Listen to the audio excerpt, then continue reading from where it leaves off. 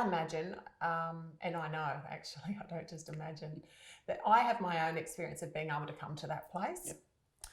And at times I work with people who struggle to be able to do that. And it may be that at some point they do, and perhaps it's not in my presence. But what might be your understanding of the reasons, if we even have reasons, that some people aren't able to get to that place? I think because partly, and there is some deep psychological issues that can feed into this, of course, and all sorts of neuroses and various things. But even then, it's the person generally just hasn't found the safe place. And part of our job as therapists and clergy and spiritual directors is really to create that safe space that people can actually enter into and be liberated. Because while they're in protection mode, and if you're not in a safe place, you'll always be in some kind of protection mode, whether it's protecting yourself from other individuals in your life, or a view of the other or the more that can be in some way threatening. And so the creation of the safe place is essential, no matter what the psychological makeup is. It's essential for moving from that loneliness to alone. So would you say, when you say safe space, the way that I understand that is that it's momentary sometimes. So it's this moment, this space between us right now is the safety that we create. Is that what you mean? Yes. Yeah. Yes. And so that experience that we have right now in this moment is an experience that for some can start to shift something. Yes, because absolutely. perhaps outside in the big world, that's quite scary for a lot of people. It's quite rare. I mean, often people don't experience space as safe right from a very early, and they don't experience the space that their parents create as safe. It can be judgmental, it can be punishing, it can be all sorts of things. And that starts a snowball rolling in people's lives. It just gets bigger and bigger and bigger, and becomes a self-fulfilling prophecy then, because they won't allow that space to be created, and it comes into personal relationships where people think they have to be someone that they're not to get someone else's love or attention or approval, and that just snowballs again. And so the job of the therapist and the spiritual director is to kind of shift that dynamic. And name that, so people can see, well, hang about, I've been doing that all my life. And so here's a place where you can actually be totally yourself. Psychology, I guess, ultimately is about your relationship with yourself, whereas spiritual direction is about your relationship with the other. Which is really psychotherapy as well, Yes. the therapeutic moment, and that's why I really like when you were talking about creating that safe space. There's something that happens that I notice at times that, and you might also be able to reflect on this, that sometimes I'll notice somebody comes into my space, that I've created, so my office or room space, and it's like something shifts in their energy when they walk in. You can feel it. Move. They breathe differently. Something just changes. And so how do you explain that? Because you would experience that as well. Yeah, there's a verse, I think it's in the Psalms.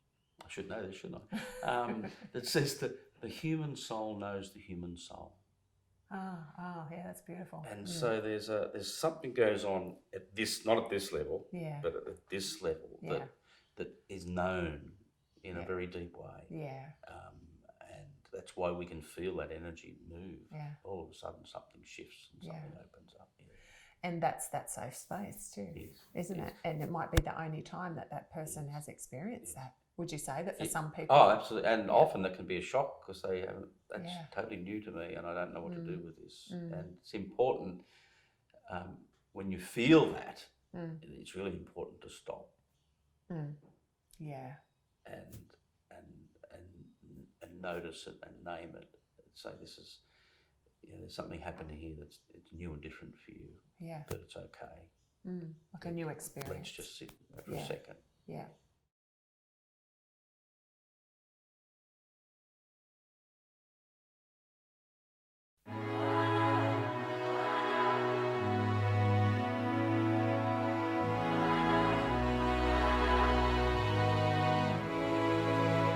I'm a retired policeman. I served in the New South Wales Police Force for 16 years. I was first diagnosed with post-traumatic stress in 2001. Had no idea what it was at the time. I just thought I was weak. I wasn't a very good policeman. I was in the wrong job because the culture said you can't talk about it. So I was involved in a serious incident at work, and then I went off. But I did the unbloke-like and unpolice-like thing. I went and got help. Because I did that, it saved my life, and I was able to return to work for another 10 years. But I didn't learn from my mistakes. I got involved in more events at work, which led to me being medically discharged with post-traumatic stress in 2011.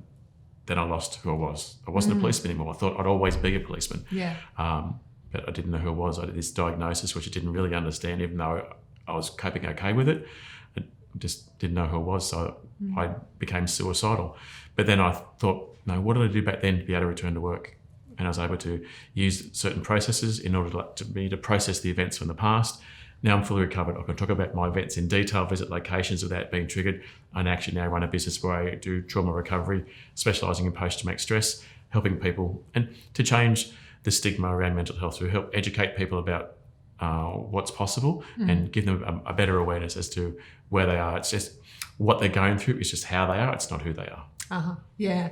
So you said something before that I want to touch on because it's an interesting statement, unbloke-like. Yeah. Yeah. So tell me more about that because my experience is certainly, I think there's a bit of a shift happening, which is really lovely to see, particularly with adolescents, males that I speak to. But historically, what was the bloke-like thing to do in an instance like that? Because it sounds like you did the opposite of that. What would have been the bloke-like thing to do? Or most blokes, if you're a real bloke, if you're a masculine bloke, then you just shut it down. You just don't talk about it, ignore it like it never happened. If you want to deal with it, just drink some alcohol. And that's what it was in the culture in the police. Like you couldn't talk about your experiences. If you did and you're weak, you'd be ostracised, you'd be overlooked for promotions, and no one would want to work with you because you weren't coping and because it wasn't encouraged to talk about it, the experience. And in the police, you're going to experience a lot of traumatic things. But being a bloke, and the long line of the way it's always been, men can't talk about the way they feel. It's a sign of weakness. But by the way the real masculine man is these days is someone who can express how they feel, except they're not coping, who can be vulnerable and open and reach out for help. That's the example that needs to be done. But because there's still a lot of old school people out there in terms of like these government jobs and organisations who still have that belief you can't talk about it, then that culture still remains. And until that stigma changes, where people are encouraged, especially the men, are encouraged to reach out for help, then it's going to be that way. But talking about things, the fact accepting you're not coping and you're struggling is actually a sign of strength, not weakness. Yeah. Yeah, so what I'm hearing is that your experience in the police force, and we could probably equate that to any kind of of those frontline response emergency roles. services, emergency military, services, and military. I remember someone saying to me once when they were talking about trauma and the impact of these events, which is trauma, that's what the impact is, that there are some things that they see that they are witness to that are unseeable. For as a human being, that those type of things are clearly going to impact you in some way. They don't have to necessarily be a long-term impact as far as a disorder. But would you say that that's true? It has to change you in some way. Some things you see can't be unseen. And it will have an effect on you. And that's based on how you're brought up, your coping mechanisms, your support networks and things like that. But especially in these days, there's so much happening in the world in terms of your experiences. Like if you experience a traumatic event, if you witness something, if your job puts you in that situation where you're confronted with those things on a regular basis, then you are going to be affected by it, because at the end of the day, we're only human. Yeah. And we're experiencing a lot of things, a lot of trauma in the world, and we don't have those mechanisms. And because society says you can't talk about it, and that stigma around mental health, then you don't want to reach out to help because you'll be labelled as being crazy, or no, you can't go and do that. But it's the best thing you can do. So yes, if you experience some sort of traumatic event in your life, whatever age it is, whatever the experience is, it is going to affect on you. It just depends on the level of effect depends on what you do about it. If you do nothing about it, ignore it, it's just going to manifest and grow. Or if you do something about it, you can actually take control and process it. Because it's never about the event, it's always about the meaning and the emotion you attach to that event.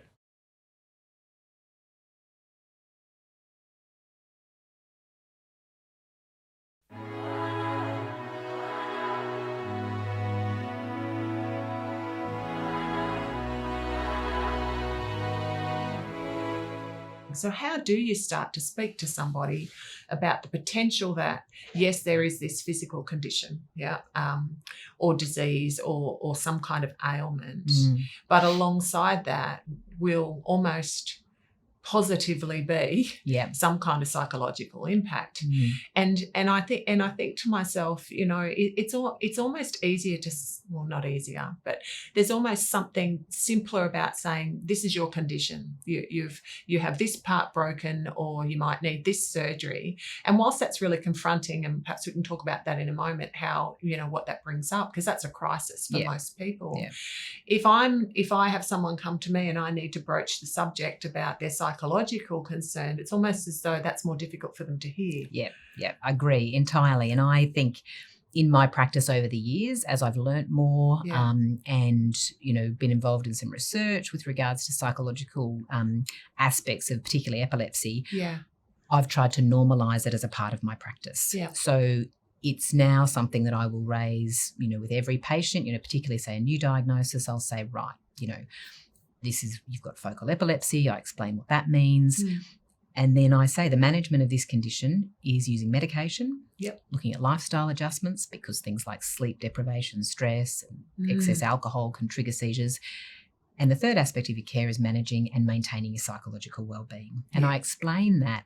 And I think most medical conditions would be the same. Certainly there's good data, and it's been, spread for years that, saying the things I look after, commonly epilepsy, seizures can be triggered by stress. There's now, animal-based research that shows stressed rats will have seizures more often than non-stressed rats in the lab, exposed to the same sort of trigger that, stress can trigger these conditions. And I say we treat the seizures with your anti-epileptic medication.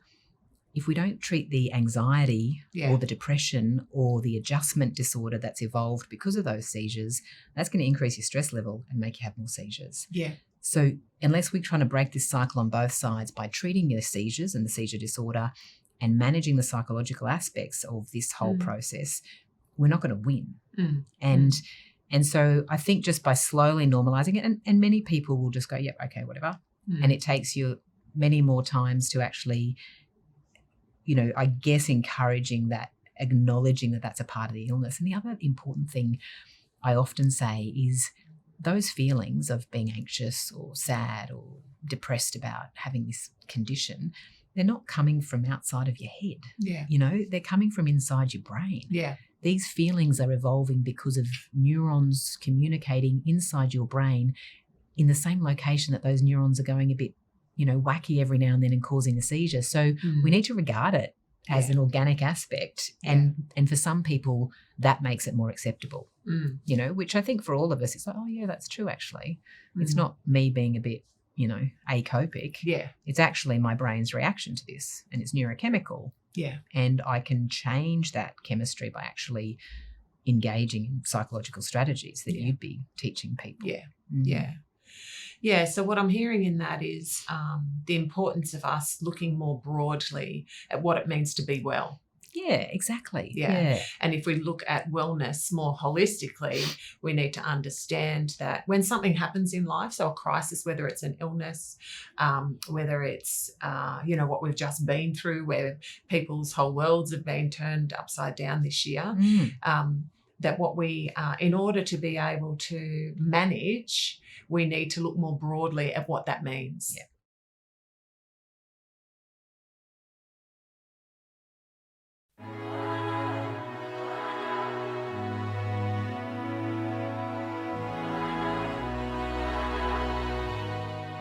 So when you're not being shown or being told of your fabulousness, you have to find it within yourself.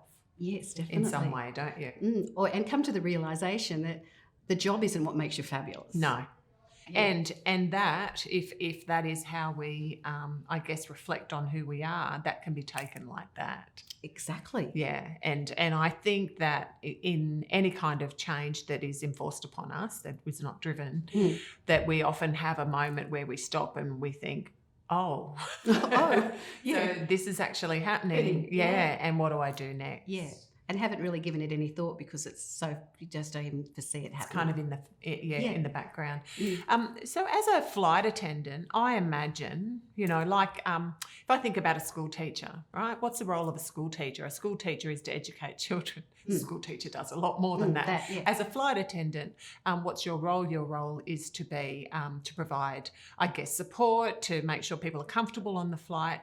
But what did you, I mean, perhaps you don't have to share examples, but I imagine there were times when you were perhaps supporting somebody that was struggling with mental health, somebody that was perhaps visiting a dying loved one overseas, or was going home or visiting somewhere for a funeral. Like, did you have many incidents like that? Yes. Over the years I flew, I've had many, many instances. I've had instances where actually one of my friends contacted me who doesn't fly and said, look, my sister and brother-in-law are on your flight and they're going because their son's just been killed in a motorbike accident in Bangkok, and they're going to get on your plane in Sydney, and can you look after them?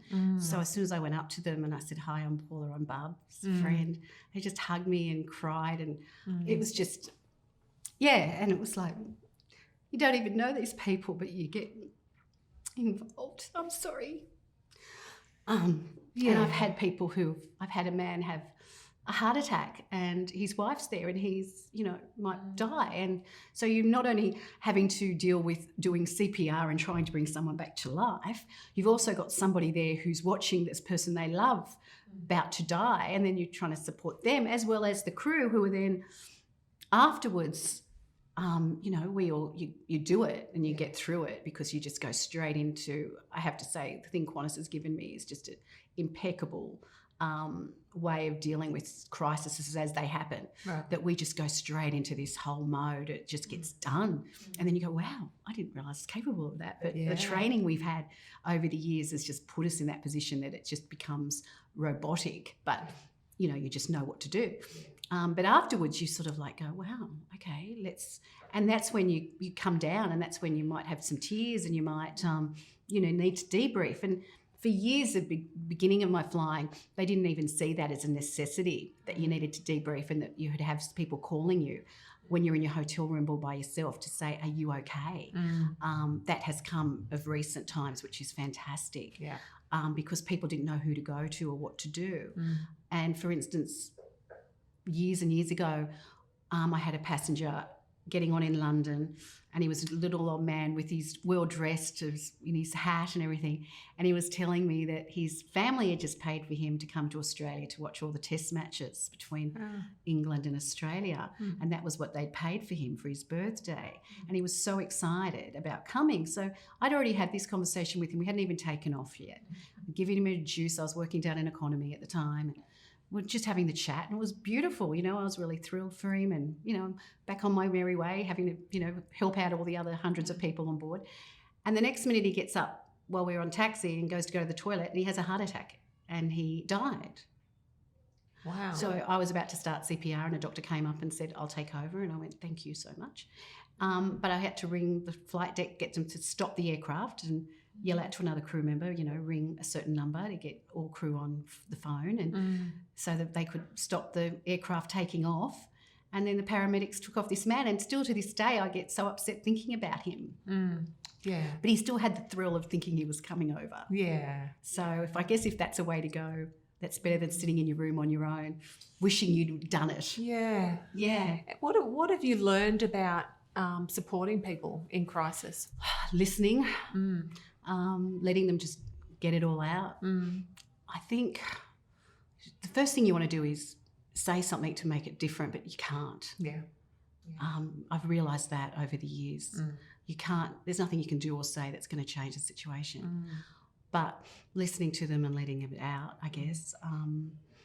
But also helping them, maybe touching base later. At first, everybody needs to get through it, maybe whatever they need to do. But later on, not letting them know that they're still alone in it. Yeah. That touching base, maybe a few weeks later or every so often, just to see how they're doing, to let them know that you're still thinking of them or if there's anything you can do. But I think one of the major things is, if people don't know what to do, say, let's go for like getting out in nature, like being active, not just sitting and wallowing in it. I think any of my friends, I go, come on, let's go, let's do this. Let's go for a swim. Let's go for a paddleboard. Let's go for a surf.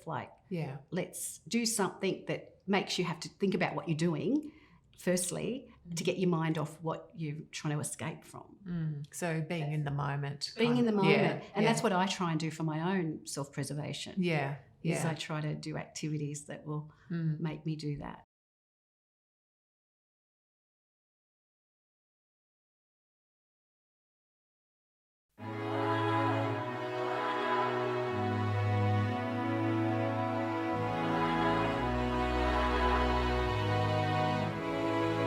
I imagine you got to this point over a long period of time, just as I did. However, my question is going to be, was there a pivotal moment, or was there a crisis? And I don't expect you to go into what the details of that are, but do you find that often that's what it is, that's the catalyst? Yes, look, I think I would describe myself as a mystic.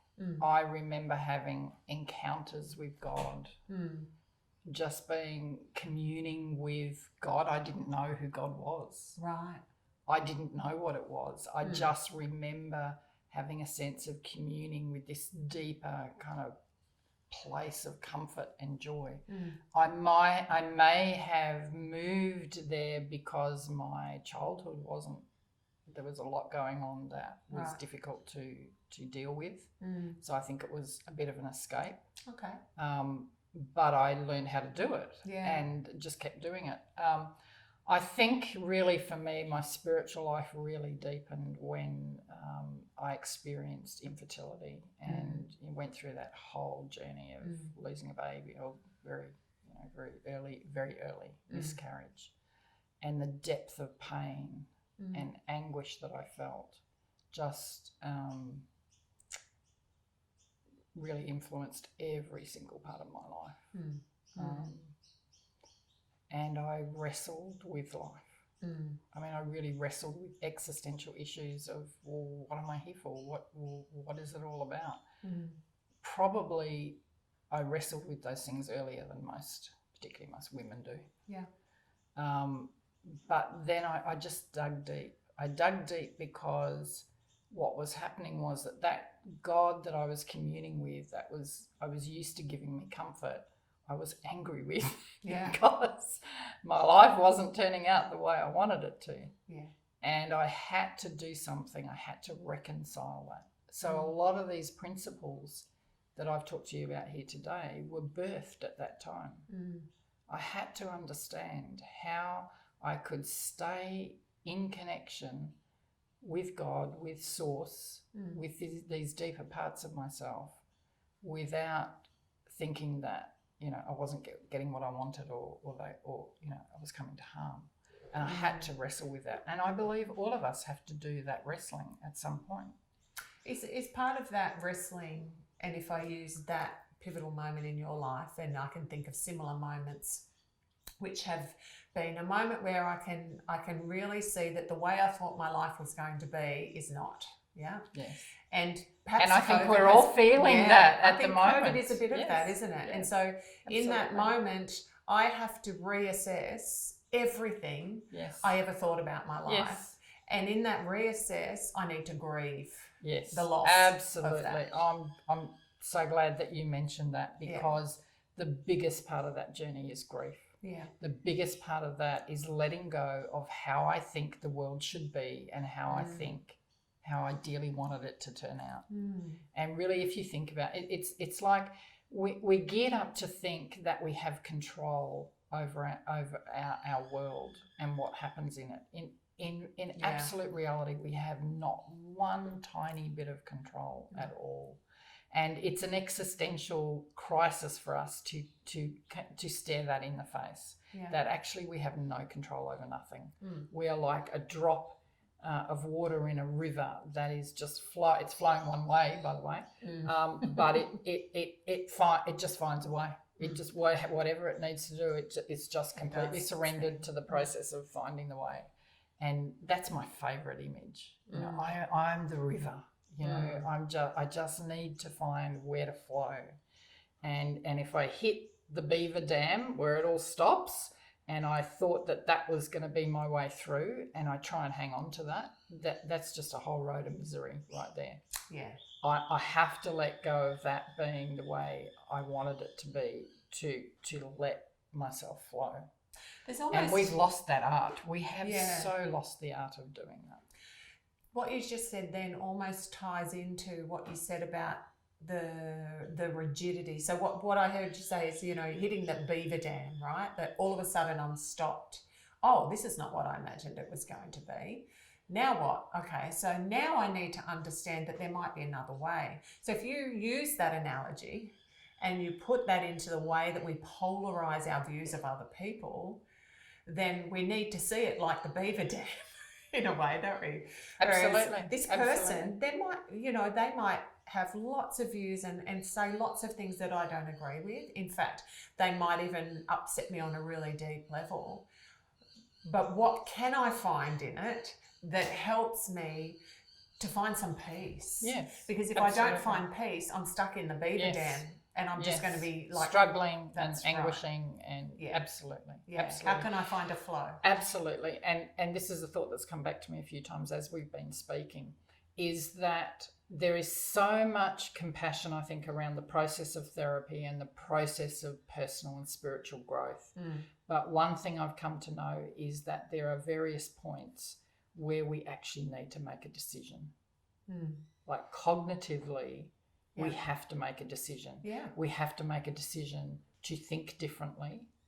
We have to make a decision to be open when we don't feel like it. We have to make a decision to surrender when everything in us is screaming danger. Like these things are actually cognitive thoughts. So whilst I am a sea of emotion and have a depth of emotion, I think that what we've lost is the art of integrating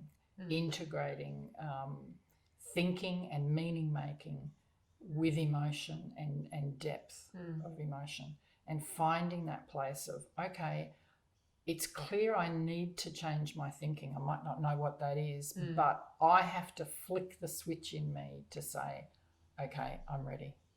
Give it to me. And isn't that really, if I think about Brené Brown's work on creativity and vulnerability, is that we cannot, creativity and vulnerability sit side by side, really. So if I am, as you said, at some point I need to make a decision, or I need to choose a path, and both paths might seem not so great in that moment, and the vulnerability is choosing one anyway, because you have to. Yeah. What's your option? Because my experience is, if I don't step onto one of those paths, I'll be pushed onto one anyway. Which is it's often okay in retrospect, but in the moment doesn't feel very. We have a lot of those choices every day. Yeah. We have a lot of those choices every day. Yeah. And, I've seen enough memes, about it's the choices you make every day. Yes, it is, because, and that's where awareness comes in, because so many of those choices I'm making out of awareness, or unconsciously, subconsciously. So the more aware I am of everything that's going on inside here, and the more choice I have, conscious choice about what I do. And that can even look like I might still choose to do whatever it is that I wanted to do, And there might even be consequences, but at least I'm choosing those consequences with awareness. Yeah, and hopefully I can find a way to be at peace with the choice. To be at peace with that. Because even that, if I'm not, and often clients will come to me because they're right in that stuckness and not knowing which, decision to make. And neither one says, here's the green light that says that's the goer and here's the red light that says danger. Like, it's not very often that we have really like that much clarity. Yeah. So often I'm in the middle of two pretty sucky choices. Yeah. Yeah. And so when you make that choice, find peace with making the choice. Yes. Because if you don't find peace with making Yes. the choice, Yes. then it's going to be the sucky choice. Absolutely. Because you're in the beaver dam again. And then again, I think that needs an integration of cognitive thinking and emotion. It does. And emotions, because it needs to feel right, even if it's a sucky choice. Yeah. But I need to have integrated my rational thinking and all of that. And do you think that that's where grief comes in as well? Because I need to grieve the grief's path that all I over didn't take. Grief's all over that because, and obviously the older I get, the more I understand that, there are so many points through my life where I could have chosen differently. I could have done something differently. And I grieve for all of those alternate universes out there, sliding doors, where I could have made a different decision and my life could have been totally different. By the same token, my whole life has changed on a pinhead, a phone call where I said yes to something, and my whole life for the next, however many years I'm alive has been completely changed. Yeah. So I think understanding the randomness of that as well, that sometimes there are random things that happen that we have no control over that are taking us forward. And that's why, coming back to that global vision, what is it that gets me out of bed in the morning? Honestly, it's that pull towards something global that is moving us forward. I believe that. I don't even care whether it's true or not. I don't even care whether it's right or wrong. All I know is it gets me out of bed in the morning and it gives me such inspiration. It gives me such joy to hold that vision, no matter what's happening, no matter what's going on. And I think that ultimately that's the message in most of the great religions is it doesn't matter what's going on. If you hold the hope, if you hold the joy, we're collectively moving forward.